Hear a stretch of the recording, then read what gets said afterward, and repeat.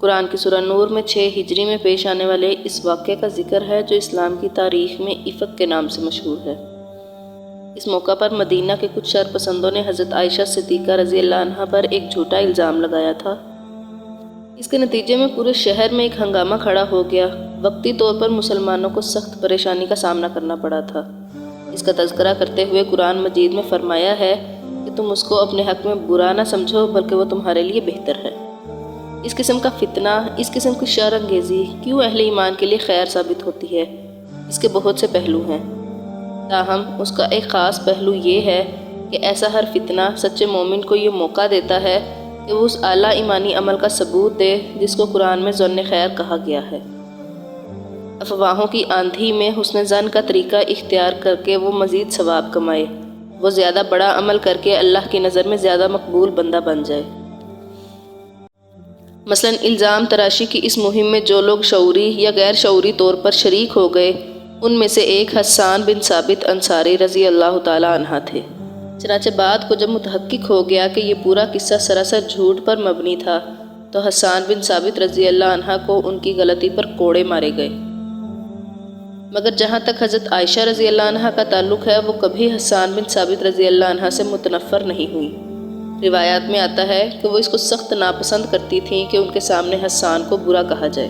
وہ حسان رضی اللہ عنہ کے شعر پڑھ کر کہا کرتی تھیں کہ حسان وہ ہے جنہوں نے اسلام کی مدافعت میں اشعار کہے ہیں۔ حضرت عائشہ کا یہ قول شرافت اور بلند اخلاقی کی نہایت عظیم مثال ہے۔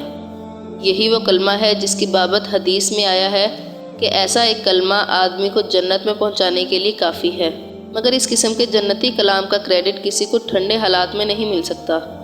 یہ تو اسی وقت مل سکتا ہے جبکہ اس کے خلاف شر انگیزی اور فتنہ پردازی کا طوفان کھڑا کیا جائے مگر وہ مشتعل نہ ہو۔ اس طوفان کے باوجود وہ انصاف اور خیر خواہی کی روش نہ چھوڑے۔ اس طوفان کے باوجود اس کے زبان سے دوسرے کے لیے خیر کا کلمہ نکلے۔ اس طوفان کے باوجود وہ دوسروں کا اعتراف کرے۔ اس طوفان کے باوجود وہ دوسروں کے حق میں نیک دعا کرے۔ وہ اپنے آپ کو پوری طرح منفی رد عمل سے بچائے اور ہر حال میں تقویٰ کے مثبت روش پر قائم رہے۔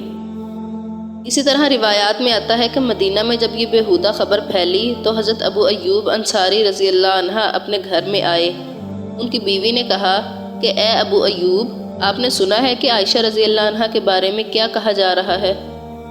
ابو ایوب انصاری رضی اللہ عنہ نے کہا کہ ہاں میں نے سنا، مگر وہ جھوٹ ہے۔ پھر انہوں نے اپنی بیوی سے پوچھا کہ اے ام ایوب، کیا تم ایسا کرو گی؟ انہوں نے کہا کہ خدا کی قسم نہیں کروں گی۔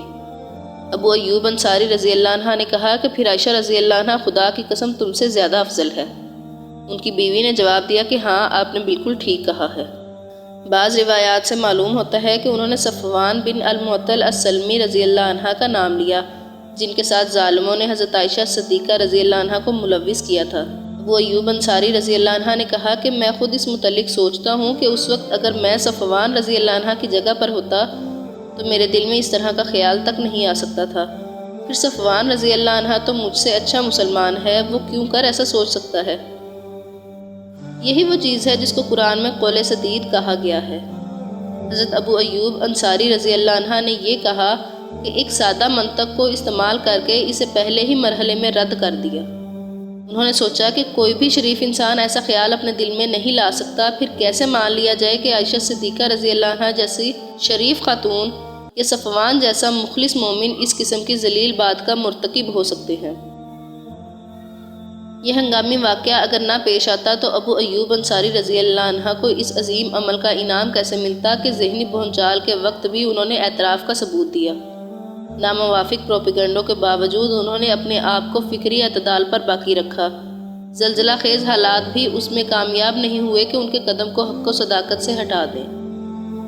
حسن ظن ایک ایسا عمل ہے جس کے لیے آدمی کو خود اپنے آپ سے لڑنا پڑتا ہے۔ یہی وہ چیز ہے جس نے حسن ظن کو خدا کی نظر میں ایک عظیم عمل بنا دیا ہے۔